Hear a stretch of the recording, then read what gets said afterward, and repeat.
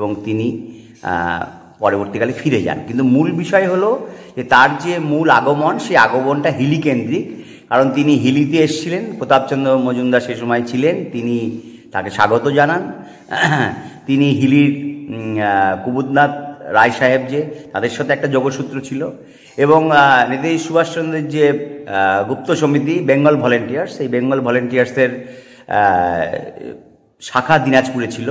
অনেকে বলেন যে তরুণ সংঘ যেটি নাম, সেই তরুণ সংঘের মানে প্রকৃতপক্ষে তরুণ সংঘ বকলমে বেঙ্গল ভলেন্টিয়ার্সের কিছু কিছু কাজ তারা কিন্তু করত গোপনে, এবং সেই জন্য তরুণ সংঘের উপর ব্রিটিশ যারা গোয়েন্দা ছিল তাদের কিন্তু তীক্ষ্ণ নজর ছিল। এই সময় যে হিলিতে যারা এই স্বাধীনতা সংগ্রামের আন্দোলন এবং তথাপি এই বেঙ্গল ভলেন্টিয়ার্সের কর্মধারাকে এগিয়ে নিয়ে গিয়েছিলেন, তাদের মধ্যে অন্যতম ছিলেন পঞ্চানন চট্টরাজ, ছিলেন হচ্ছে শ্রীধর সাহা এবং মাধবচন্দ্র রায়।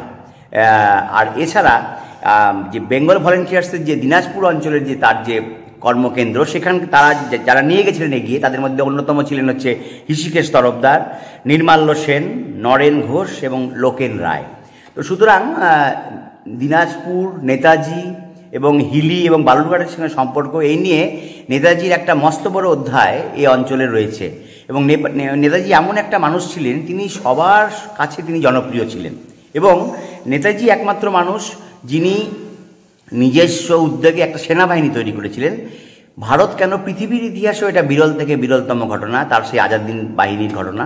এবং নেতাজি সুভাষচন্দ্র বোস সেই সময় দিনাজপুর থেকে শুরু করে সমগ্র ভারতবর্ষে তার যে চিন্তাধারা, ব্রিটিশ বিরোধী তার যে সংগ্রাম, সেই সংগ্রামের ধারা কিন্তু তিনি ছড়িয়ে দিয়েছিলেন।